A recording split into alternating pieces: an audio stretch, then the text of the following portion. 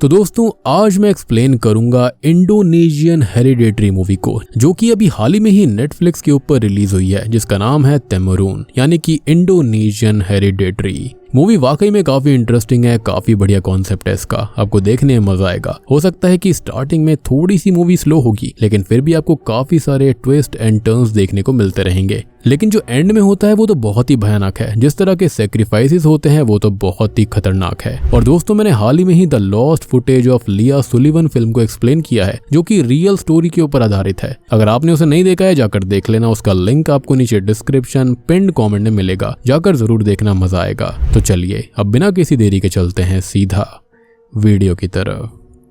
तो मूवी की शुरुआत में गायत्री नाम की एक लड़की जंगलों से भागते हुए एक घर के अंदर आ छुपती है। वो किसी से डरकर भाग रही थी। दरवाजे पर तभी एक लेडी जोर जोर से दरवाजा खटखटाती है कि गायत्री दरवाजा खोलो। अब गायत्री डर के मारे बिस्तर के नीचे छुप जाती है कि तभी दरवाजा खुल जाता है। वो लेडी कमरे में आकर इधर उधर देखती है और फिर वापस चली जाती है। गायत्री किसी तरह अपने मुंह पर हाथ रखकर छिपी रहती है, जिसके चलते होता यह है कि तभी उसके पीछे एक काला हाथ आता है और तभी हम देखते हैं कि कोई अनजान शक्ति गायत्री को जंगलों की तरफ घसीटते हुए ले जा रही थी। एनीवेज अब यहाँ से सीन चेंज होता है और हम दो लोगों को चेस खेलते हुए नोटिस करते हैं, जो कि मिस गायत्री के बारे में ही बात कर रहे थे कि उनको उनकी सर्च पर बहुत विश्वास है और हमारे पास ज्यादा समय नहीं है। जिस पर वो व्यक्ति कहता है कि हम अभी भी डेड एंड पर ही हैं और उन्हें बोलो थोड़ा और वेट करें। जिस पर वो लेडी कहती है कि कब तक वेट करना होगा, वो पिछले 20 साल से इंतजार ही कर रहे हैं। और तभी वो आदमी अपने वॉलेट से एक फोटो को निकालता है और उसे देखने लगता है। एनीवेज अब हम देवी नाम की एक लड़की को अपने रूम में एंटर करते हुए देखते हैं, जहां पर उसकी मॉम उसे देख थोड़ा सा घबरा जाती है। वो उसे एक लॉकेट देती है, ये कहते हुए कि वो हमेशा इसको पहन कर रखे, कभी उसे ना उतारे। और तभी वो अपने बेटे सेना के बारे में पूछती है कि क्या वो अभी तक घर नहीं आया है, इतनी रात हो चुकी है। एनीवेज तभी हम अविसेना परदाना यानी कि सेना को देख पाते हैं, जो कि असल में एक पुलिस ऑफिसर था और वो मिस्टर दर्मा जी की बीवी के साथ में फिजिकली इंटीमेट हो रहा था, जिसके लिए वो उसे पैसे भी देती थी। अब तभी होता यह है कि उसे अपनी बहन का कॉल आता है, जो कि उससे ये पूछती है कि वो कहाँ पर है, क्योंकि माँ उसके बारे में पूछ रही थी। जिसके चलते वो ये कहता है कि वो एक्स्ट्रा काम कर रहा है, लेकिन ऑब्वियस सी बात है कि उसकी बहन को ये सब पता नहीं था कि वो क्या करता है। और ये सब सेना इसलिए कर रहा था क्योंकि उसे पैसों की बहुत ही ज्यादा जरूरत थी। खैर अब इतने में ही देवी को बाहर से आवाज आती है, जहां पर उसकी माँ एक प्लांट को टेबल पर रखकर पैनिक करने लगती है, ये कहते हुए कि वो हमें अलग करना चाहते हैं। जिस पर देवी अपनी माँ को संभालते हुए कहती है कि उनको कोई अलग नहीं कर सकता और वो उनको रूम के अंदर चलकर दवाई लेने के लिए कहती है। खैर अब सीन कार की तरफ शिफ्ट होता है, जहां पर सेना बैठा हुआ था। वो उस लेडी को यानी कि मिस्टर दर्मा जी की बीवी को एक वीडियो देखता हुआ पाता है और उससे पूछता है कि क्या आपने सब कुछ रिकॉर्ड किया है, जिस पर वो लेडी मना कर देती है, लेकिन उसने यहाँ पर उनकी इंटीमेसी वाली वीडियो बनाई थी। खैर अब वो उसे उसके काम के लिए पैसे देती है, यानी कि उसकी सर्विसेज के लिए, जिसके चलते वो ये कहती है कि वो गाड़ी को अच्छे से साफ कर दे। इनफैक्ट मिस्टर दर्मा जी उनको आखिरी टाइम पकड़ने भी वाले थे, जिसके चलते सेना उसे सॉरी कहकर कार को ड्राइव करने लगता है। अब सीन शिफ्ट होता है देवी की तरफ, जो कि टेंशन में थी और उसकी नींद खुल जाती है। वो अपनी माँ को फ्लैश लाइट से अंधेरे में ढूंढने लगती है। वो नोटिस करती है कि काफी सारी चीजें इधर उधर बिखरी पड़ी थी। एज एन ऑडियंस हम देवी की माँ को उसके पीछे से जाता हुआ देख पाते हैं। अब देवी पीछे मुड़ती है कि अचानक से उसकी मॉम उसके सामने आ जाती है और वो घबरा जाती है। वो देखती है कि उसकी माँ जो थी वो जुजुबी लीव्स खा रही थी, जिसको देखकर देवी कहती है कि ये लीव्स हैं, खाना नहीं है। जिस पर उसकी माँ ये कहती है कि बस यही एक तरीका है उससे बचने का। तभी अपनी माँ की ऐसी हालत देखकर वो उनको संभालती है और कमरे में लेकर जाती है। वो कहती है कि यहाँ पर सिर्फ मैं हूँ और कोई नहीं है, लेकिन एज ऑडियंस हम जमीन पर उन्हीं लीव्स को पड़ा हुआ देख पाते हैं, यानी कि वो उनको खा नहीं पाई थी। अब देवी अपनी माँ को उनके कमरे में सुलाकर बाहर आती है कि तब तक सेना भी घर आ गया था। वो सेना से कहती है कि ओ तो तुम अब घर आए हो, जिस पर सेना कहता है कि वो ओवर टाइम कर रहा था। अब देवी उससे ये कहती है कि उसने सेना को फोन इसलिए दिलवाया था ताकि वो उसे कॉल कर सके जब वो मॉम के साथ है। वो बताती है कि उन्हें फिर से पैनिक अटैक्स आ रहे हैं और देवी को उन्हें अकेले संभालना पड़ रहा है। सेना ये सब सुनकर पूछता है कि मॉम है कहाँ पर, जिस पर देवी बताती है कि वो अपने कमरे में आराम कर रही है। अब तभी देवी अपने भाई से बाइक की चाबी मांगती है, लेकिन वो ये कहता है कि उसमें गैस नहीं है और उसने इस महीने की इंस्टॉलमेंट भी नहीं दी है, और ये बताकर वो वहां से चला जाता है। मुझे समझ नहीं आ रहा था कि वो इतना ओवर टाइम कर रहा था, पुलिस में भी था, लेकिन पैसे जा कहाँ रहे थे। एनीवेज अब अगली सुबह हम देवी को काम पर देखते हैं, जहां पर उसको पता चलता है कि मिस्टर दर्मा जी ने लास्ट मिनट पर अपना माइंड चेंज कर दिया है और वो अब इंटरनेट प्रोवाइडर स्विच कर रहे हैं, यानी कि यहाँ पर ये जो पैसा आना था वो भी चला गया। उसे वहाँ पर एक लड़का मिलता है जिसे वो पूछती है कि तुम सेना के दोस्त हो ना, जिस पर वो कहता है कि हुआ करता था। अब देवी उससे कहती है कि तुम्हारा बॉस एक नंबर का गंदा व्यक्ति है, जिस पर वो ये लड़का कहता है कि हाँ बिल्कुल तुम्हारे भाई की तरह, यानी कि सेना जो था ना वो उतना बढ़िया नहीं था, पैसे आते तो थे लेकिन वो इधर उधर उड़ा दिया करता था। अब तभी सीन रात की तरफ आता है, जहाँ पर हम देवी को अपनी मॉम के पास ही सोता हुआ नोटिस करते हैं, जहाँ पर विंडो के बाहर उसको एक परछाई नजर आती है और दरवाजे पर दस्तक होती है। वो दरवाजा खोलती है और देखती है कि बाहर कोई नहीं था और ये सीन बिल्कुल शुरुआती सीन जैसा है, यानी कि गायत्री जैसा। तभी पीछे से एक हाथ उसके मुंह पर आता है और उसे अंदर खींच लेता है। हम देखते हैं कि दो लोग जिन्होंने अपना चेहरा ढक रखा था वो देवी को बांधकर उससे पूछने लगते हैं कि उसका भाई कहाँ पर है, यानी कि यहाँ पर फिलहाल कुछ भी सुपरनैचुरल नहीं हुआ था, लेकिन आगे जो होगा वो बहुत ही भयानक है, तो देखते रहिए। खैर वो ये बताते हैं कि इस दिन का उन्हें बेसब्री से इंतजार था, क्योंकि उसके भाई को उसके कर्मों की सजा मिलनी है। इतने में ही देवी की माँ उनमें से एक पर पीछे से वार करती है और एक कांच की बोतल उसके सर पर फोड़ देती है, पर वो आदमी देवी की माँ को बुरी तरह पीटने लगता है और पूछता है कि सेना कहाँ पर है। अब वो आदमी अपने बॉस को कॉल करता है, जिसके चलते वो ये कहते हैं कि वो उन दोनों को खत्म कर दे।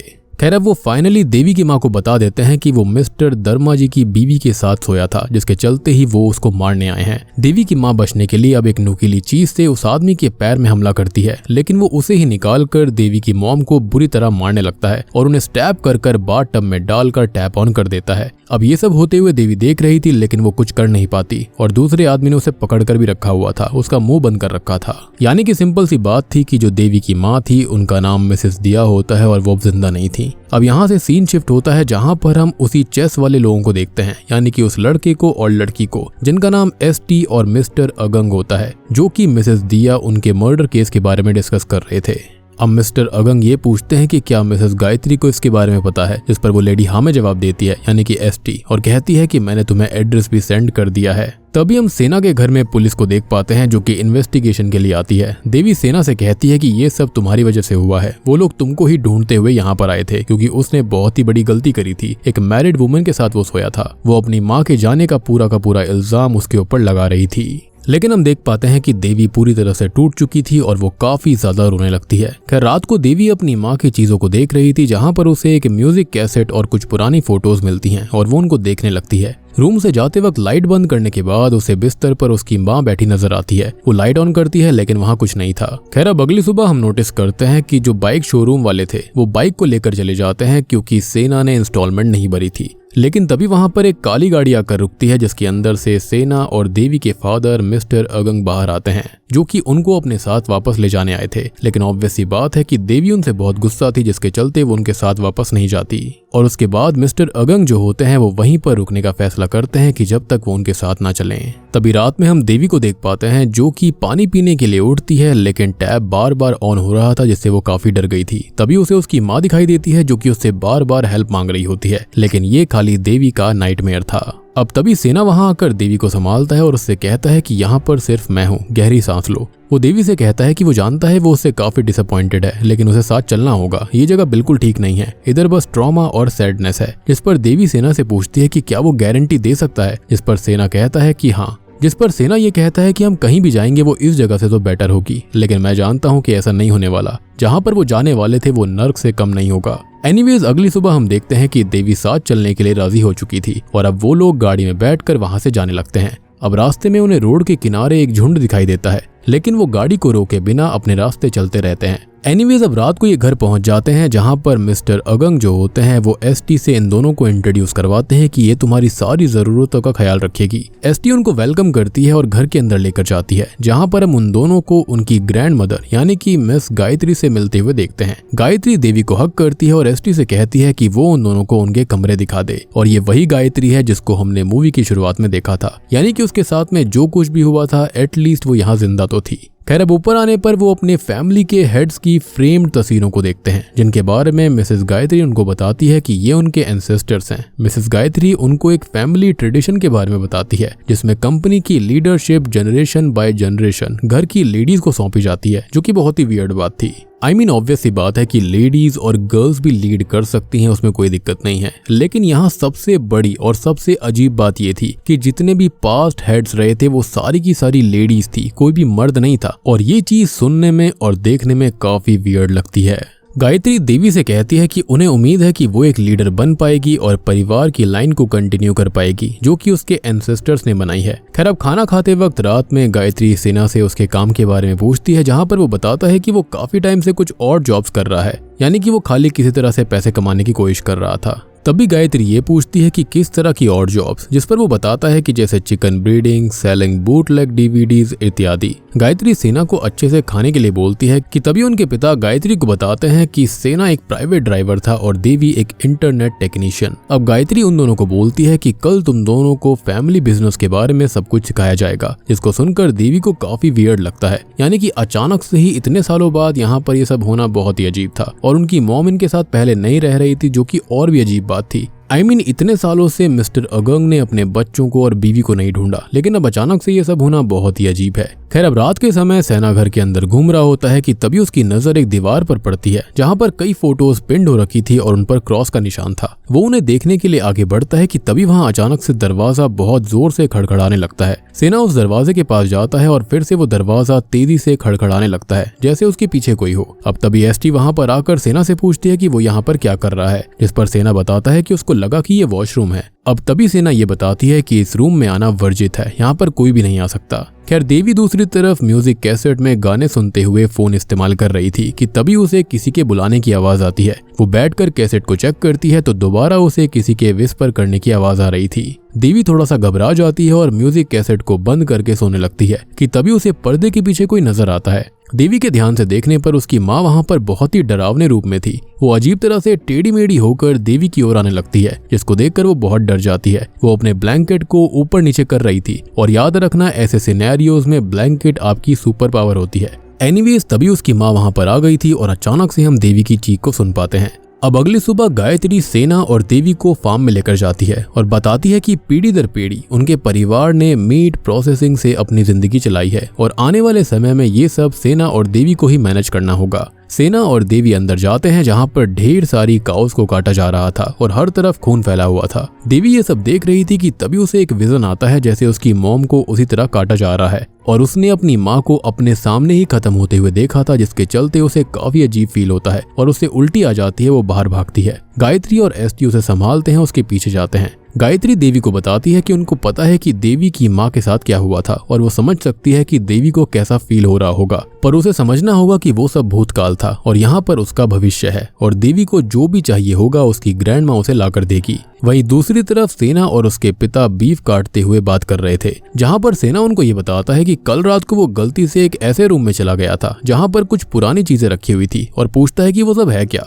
जिस पर उसके पिता उससे ये पूछते हैं कि क्या वो अपने ग्रैंड माँ के प्राइवेट रूम में गया था, जिस पर सेना कहता है कि वो जानकर नहीं गया, उसे लगा वहां पर वॉशरूम होगा क्योंकि बचपन में उसने ये देखा था कि वहां पर वॉशरूम था। तभी वो बोलता है कि अंदर कुछ फोटोज भी थी, लेकिन वहां पर सारे मर्दों की फोटोज थी और उन पर क्रॉस का निशान था। खैर, तभी वहां पर एक आदमी आता है जिससे उसके पिता उसे इंट्रोड्यूस करवाते हैं, जिसका नाम जाका होता है। सेना के पिता उसे बताते हैं कि वो जाका को अपने बेटे जैसा ही समझते हैं और सेना को ये सब सुनकर थोड़ा सा अजीब लग रहा था। गायत्री देवी को भी मिस्टर जाका से मिलवाती है और बताती है कि ये यहाँ पर हेड ऑफ एडमिनिस्ट्रेशन है और वो उसको सारा काम सिखा दे।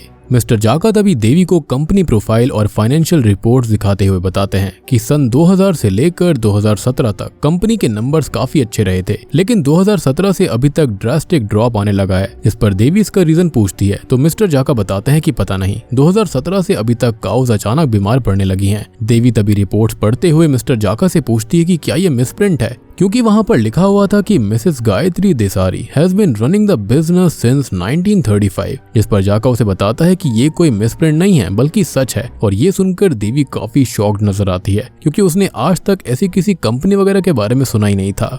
एनीवेज, मिस्टर जाका बेस्टी को बताते हैं कि एडल्ट काउज अब ठीक होने लगी हैं और उनके ब्लड प्रेशर स्टेबल है और वो रिकवर हो रही हैं। सेना अब रात को अपने कमरे में जा रहा होता है कि तभी उसे साइड वाले कमरे से कुछ आवाज आती है, जहां पर एसटी गायत्री से ये कहती है कि उन दोनों के आ जाने से स्लॉटर हाउस की हालत सुधर गई है, मगर आपकी हालत खराब हो रही है और हमें इनहेरिटेंस का प्रोसेस जल्दी शुरू करना पड़ेगा। इस पर गायत्री मना करते हुए कहती है कि उन्हें थोड़ा सा और वक्त चाहिए। सेना ये सारी बातें बाहर से सुन ही रहा होता है कि तभी उससे कुछ गलती से गिर जाता है और एसटी बाहर चेक करने जाती है, जिसके चलते सेना वहीं पर फर्नीचर के पीछे छिप गया था। तभी दूसरी तरफ देवी रातों सुबूर आबादी स्लॉटर हाउस के बारे में नेट पर सर्च कर रही थी, जो कि उसकी दादी चलाती थी, जहां पर उसे गूगल पर शॉकिंगली इसके बारे में कोई सर्च रिजल्ट नहीं मिलता, जिसको देखकर उसे बहुत अजीब लगता है। और अचानक से सेना उसके कमरे में आ जाता है और धीरे से पूछता है कि क्या तुम्हें पता है कि ग्रैंडमा बीमार हैं। और सबसे इंटरेस्टिंग बात ये थी कि इतने सालों से वो इसको चला रही थी, यानी कि 1935 से, और इतने सालों से वो जिंदा भी थी। एनीवेज, अब इस बात पर देवी ये पूछती है कि वो बीमार कैसे हैं, तो सेना बताता है कि उसने एसटी और ग्रैंडमा को बात करते हुए सुना था, जहां पर वो काफी गुस्से में थी और पेन में भी। सेना बोलता है कि वो किसी इनहेरिटेंस के बारे में बात कर रहे थे, जो कि जल्दी ही पास करनी होगी। देवी इस पर कहती है कि ग्रैंडमा ओल्ड हैं और उनका बीमार होना या फिर पेन में होना नॉर्मल है, और ओल्ड लोग हमेशा इनहेरिटेंस की ही बातें करते रहते हैं, तो तुम्हारी बातों का कोई सेंस नहीं बन रहा है और अब तुम्हें यहाँ से चले जाना चाहिए। और ये सब सुनकर सेना वहां से चला जाता है। खैर, अब जब वो बाहर सिगरेट लाइट अप करता है तो देखता है कि मिस्टर जाका कुछ पत्तियों को और एक रूम की चाबी लाकर उसके पिता यानी कि मिस्टर अगंग को देता है, और ये पत्तियां वही थी जो कि मिस्टर अगंग की बीवी यानी कि मिसेस दिया खा रही थी। ये सब देखकर उसे शक होता है। वहीं दूसरी तरफ देवी अपने लिए चाय बना रही होती है कि उसे फिर से कुछ अजीब सी आवाज आती है। उन आवाजों की तरफ बढ़ने पर वो अपनी माँ को देखती है, जो कि उसे हॉन्ट कर रही थी। वो मुड़ जाती है, मगर आवाजें फिर से तेज हो गई थी। जब वो फिर से पीछे देखती है तो वहां पर एसटी थी, जिसको देखकर देवी काफी डर जाती है। देवी उससे रिपोर्ट में लिखी बात पर सवाल करती है कि क्या सच में ग्रैंडमा ये कंपनी 1935 से चला रही है, जिस पर एसटी उसे पूछती है कि ये सब देवी को किसने बताया, तो वो ये बोलती है कि मिस्टर जाका ने। और वो सिंपल सी बात ये बोलती है कि उनकी कंपनी से, गायत्री से, उसके पापा से बहुत लोग जलते हैं, तो उसे किसी और की बात सुनने की जरूरत नहीं है, ये सब झूठ है और शायद से वो मिसप्रिंट ही हुआ होगा। और अगर उसे किसी से कुछ पूछना है तो वो सीधा गायत्री से आकर पूछे, किसी और से नहीं, यानी कि अपने पिता से भी नहीं। खैर, एसटी अब गायत्री से ये कहती है कि उन्हें देवी के बारे में बात करनी जरूरी है, जिस पर गायत्री कहती है कि उसे थोड़े और वक्त की जरूरत है। लेकिन एसटी कहती है कि हम ऑलरेडी 20 साल से इसका इंतजार कर रहे हैं और मिस्टर अगंग और मिस्टर जाका भी अपने प्लान पर काम कर रहे हैं। ये सब सुनकर गायत्री 2 दिन का समय मांगती है, जिस पर एसटी मान जाती है, यानी कि यहाँ पर कोई खतरनाक खिचड़ी पक रही थी सबके बीच में। ऐसा लग रहा था कि इन दोनों बच्चों के साथ में ही उनके पिता और दादी कुछ ना कुछ करना चाहते थे। एनीवेज, सेना मिस्टर जाका से पूछता है कि तुम कब से यहाँ पर काम कर रहे हो, जिस पर जाका बताता है कि वो पिछले 5 साल से यहाँ पर है। और सेना सार्कास्टिक टोन में कहता है कि हाँ, 5 साल कितने लंबे होते हैं और तुम्हें इस बिजनेस के बारे में काफी कुछ पता है और तुम मेरे परिवार से काफी करीब भी हो, यानी कि इतनी रात होने के बावजूद भी यहाँ पर हो। ये सब सुनकर मिस्टर जाका थोड़ा सा टेंशन में आ जाता है और कहता है कि हाँ, मैं क्लोज हूँ, मेरे पापा यहाँ पर काम किया करते थे, लेकिन वो एक्सीडेंट में मारे गए और अब मैं यहाँ पर अपनी ड्यूटीज पूरी करता हूँ। और मैं जानता हूँ कि मिस्टर अगंग ने आपको 7 साल की उम्र में ही छोड़ दिया था और अब आप यहाँ पर वापस आए हैं। ये सब सुनकर तो उल्टा सेना वहां से चिढ़कर भाग जाता है। अब तभी वहां पर एक वर्कर आकर जाका को बताता है कि आज काम की छुट्टी है, क्योंकि गायत्री ने एक इवेंट ऑर्गेनाइज किया है, शायद उनके ग्रैंड चिल्ड्रन के आने की खुशी में। ये बात सुनते ही जाका कॉल लगाकर मिस्टर अगंग को बताता है कि वो लोग आगे बढ़ चुके हैं सर। अब सीन शिफ्ट होता है, जहां सेना को उसके पिता यानी कि मिस्टर अगंग गाड़ी की चाबी देकर ड्राइव करने बोलते हैं। वो सेना से ये कहते हैं कि अपना सामान वो ट्रंक से कल निकाल ले और अभी उसे एक प्रॉमिस करना होगा और उस प्रॉमिस को रखना भी होगा किसी भी हालत में। एज एन ऑडियंस हम मिस्टर अगंग को सेना के कान में कुछ बताते हुए देख पाते हैं। अब रात को खाना खाते टाइम देवी और सेना आपस में गायत्री के बारे में बातें कर रहे थे, जिसको वो सुन लेती है, जो कि काफी ज्यादा वियर्ड बात थी। अब तभी ब्रश करते टाइम देवी के पीछे एक ब्लैक एंटिटी खड़ी होती है, लेकिन जैसे ही वो पीछे मुड़ती है तो वहां पर एसटी थी, जो कि उसे गायत्री के पास लेने आई थी। अब गायत्री और देवी आपस में बात करते हैं, जहां पर वो उसे अपने 30 साल की म्यूजिक कलेक्शन दिखाती है और ये भी बोलती है कि उसकी माँ और उसके बीच में म्यूजिक काफी कॉमन चीज थी और वो जानती है कि वो रात को कैसेट सुनती है, जिसको सुनकर देवी शॉक्ड हो जाती है कि उसको इन सारी बातों के बारे में कैसे पता है। एनीवेज, अब मिस्टर अगंग जो होते हैं वो एसटी को अपने साथ चेस खेलने के लिए बुला लेते हैं। अब गायत्री देवी से कहती है कि अगर उसे उसकी माँ से बात करनी है तो वो ऐसा कर सकती है, जिसके चलते देवी काफी घबरा जाती है। अब गायत्री एक कैसेट को प्ले करती है और देवी के साथ डांस करती है। मीनवाइल हम नोटिस करते हैं कि एसटी ने मिस्टर अगंग को चेस में हरा दिया था और अब गायत्री जो होती है वो डांस करते करते बेहोश हो जाती है और एसटी की हेल्प से देवी उन्हें बिस्तर पर लिटाती है। एसटी बताती है कि उनको डॉक्टर्स ने इस तरह की हैवी एक्टिविटीज करने के लिए मना किया हुआ है, जिसके चलते देवी उससे माफी मांगती है। इनफैक्ट एसटी ये भी कहती है कि उनके परिवार की इनहेरिटेंस को उसे ही आगे बढ़ाना होगा इन केस कि गायत्री को कुछ हो जाता है तो। अब मिस्टर अगंग और जाका कार में मिलते हैं, जहाँ पर जाका उन्हें एक बॉक्स देता है, ये पूछते हुए कि ये सब अभी क्यों हो रहा है। जिस पर मिस्टर अगंग बताते हैं कि क्या तुमने देखा नहीं कि कैसे देवी और सेना के आते ही स्लॉटर हाउस की हालत ठीक हो गई। मेरी माँ के अंदर जो डीमन है वो जाग चुका है। जी हाँ, यानी कि यहाँ पर उसकी माँ के अंदर डीमन था, यानी कि गायत्री के अंदर। और अब तक हम जिसकी भी झलकी देख रहे थे, यानी कि उस ब्लैक एंटिटी की, वो कोई और नहीं बल्कि वो डीमन है जो कि सदियों से इनके परिवार में रह रहा है, यानी कि इनके परिवार की औरतों के अंदर। और यहाँ पर इनहेरिटेंस का मतलब यही है कि जो गायत्री के अंदर डीमन है, अब वो किसी और के अंदर नहीं बल्कि देवी के अंदर जाना चाहता है। उसको एक जवान शरीर चाहिए था। और आपने नोटिस भी करा होगा कि जब से ये दोनों यहाँ पर आए थे तब से ही गायत्री की हालत खराब हो रही थी, क्योंकि वो डीमन उनको अंदर से खा रहा है ताकि उसको एक नया होस्ट मिल पाए। और एसटी भी इन सब में मिली हुई है। लेकिन मेरे ख्याल से यहाँ पर जाका और मिस्टर अगंग इस चीज को रोकना चाहते हैं। वो ये बोलते हैं कि यही एक अकेली चीज होगी जो कि मेरे परिवार को बचा सकती है। कल मेरा परिवार ठीक होगा। और वो जाका को ये बोलते हैं कि मुझसे और सेना से स्लॉटर हाउस में मिलो। घर आकर मिस्टर अगंग उस बॉक्स को खोलता है और हम देख पाते हैं कि उसके अंदर एक खास चाकू था और वो अपनी और गायत्री की कुछ पुरानी तस्वीरों को देखते हुए रोता है। और हमको एहसास होता है कि मिस्टर अगंग गायत्री को पॉजेस्ड हालत में मारना चाहता है ताकि वो अपनी माँ को इस दर्द से आजाद कर पाए। यानी कि इनके खानदान में बहुत टाइम से ऐसा होता आ रहा था। और अब आपको समझ में आया होगा कि ये लोग इतने सक्सेसफुल कैसे थे, पैसे वाले कैसे थे, और क्यों मिस्टर अगंग की बीवी अपने बच्चों को लेकर भाग गई थी। और अब आपको ये भी समझ में आया होगा कि उसको इसी डीमन ने मारा था। और उसने बार बार ये भी कहा था कि वो हमको अलग करना चाहते हैं, यानी कि वो इस डीमन के बारे में ही बात कर रही थी। अब मिस्टर अगंग जो होता है वो उस नाइफ को लेकर अपनी माँ को मारने जाता है, लेकिन तभी वहाँ पर एसटी आकर उसको ही खत्म कर देती है और घसीटते हुए ले जाती है। यानी कि मिस्टर अगंग को चेस में हराने का मतलब यही था कि वो उसको रियल में भी खत्म करना चाहती थी। वो कहीं ना कहीं समझ गई थी कि मिस्टर अगंग इस चीज में साथ नहीं है। अब तभी हम मिस्टर जाका को देखते हैं जो कि फोन इस्तेमाल करते हुए सीधा जाता है स्लॉटर हाउस के अंदर, जहां पर मिस्टर अगंग की लाश से वो टकरा जाता है जो कि स्लॉटर हाउस में टंगी हुई थी। अब बाकी वर्कर्स भी ये देखकर भागते हुए आते हैं, जहां पर एक लड़की चिल्लाने लगती है कि जाका यहाँ पर पहले से था, यानी कि ये भी शायद से इन सबसे मिली हुई थी। अब ये सब सुनकर सभी लोग जाका को मारने के लिए उसके पीछे पड़ जाते हैं। तभी सेना और देवी जाका को भागते हुए देखते हैं और अंदर जाते हैं। तभी उन्हें भी मिस्टर अगंग यानी कि अपने पिता की लाश मिलती है और ये देखकर सेना रोते हुए मदद मांगने लगता है, क्योंकि कहीं ना कहीं उसको भी इस राज के बारे में पता था और मिस्टर अगंग ने गाड़ी के अंदर उसे यही चीज बताई थी। तभी सेना किसी तरह से खुद को संभालता है और अगली सुबह खाना खाते वक्त वो देवी से कहता है कि हमें यहाँ से चले जाना चाहिए। लेकिन अब देवी यहाँ से नहीं जाना चाहती थी।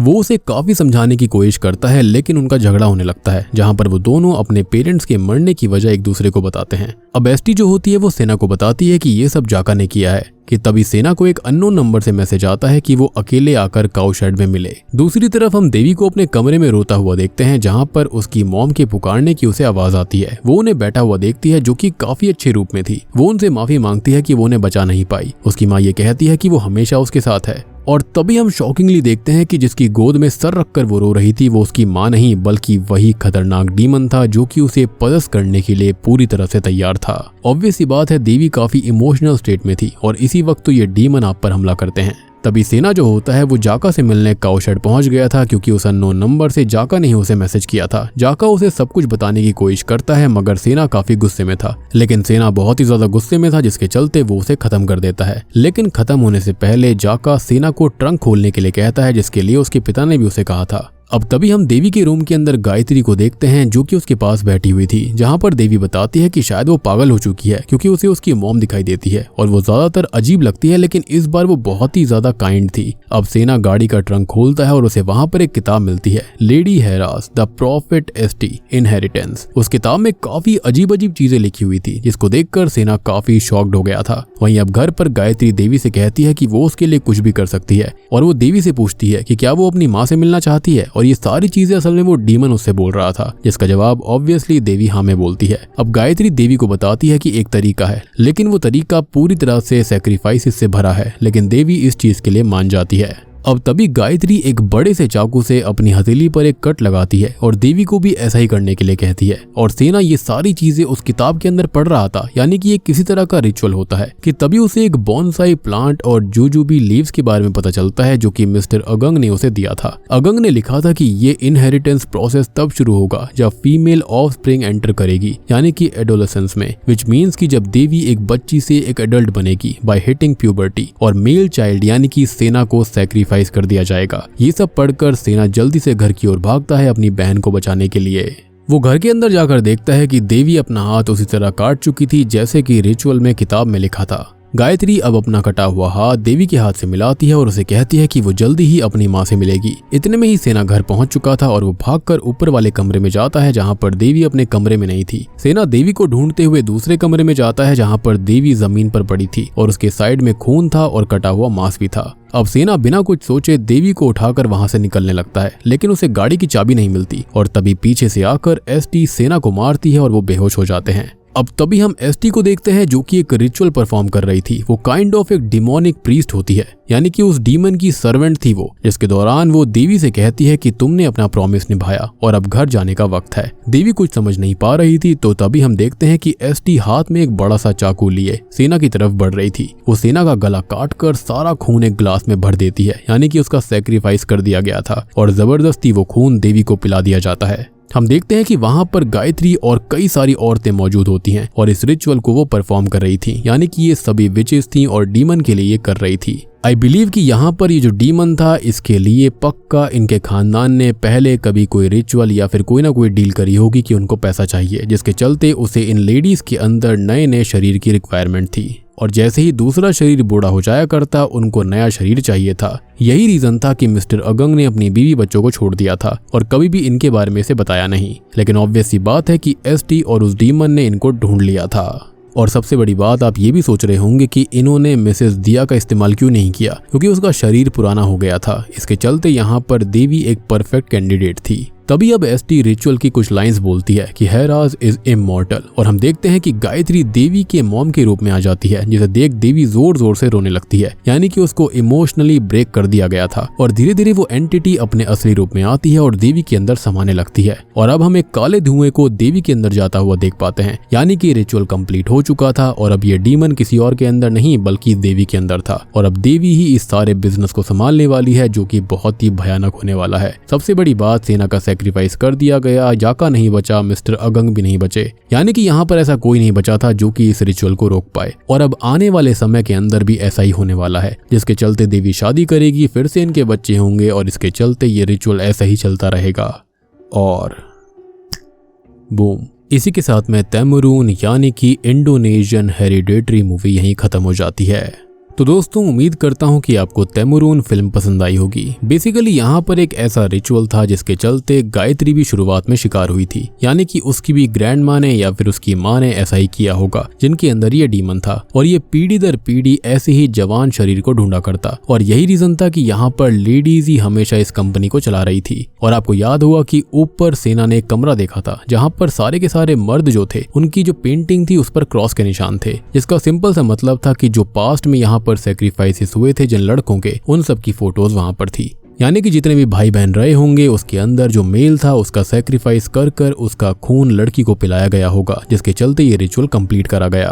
अब यहाँ पर डीमन को एक लड़की का शरीर मिला, जिसके चलते वो धरती के ऊपर इनडायरेक्टली राज कर रहा था और बदले में इन लोगों को पैसा मिला, पावर मिली। उम्मीद करता हूँ कि आपको ये कॉन्सेप्ट और फिल्म पसंद आई होगी। फिर भी अगर आपका कोई डाउट है तो आप कमेंट सेक्शन के अंदर पूछ सकते हो। तो वीडियो पसंद आई हो तो लाइक कर देना, चैनल के ऊपर नए हैं तो सब्सक्राइब कर लीजिए। तो मैं आप सबको मिलता हूँ अगली वीडियो के साथ में, तब तक के लिए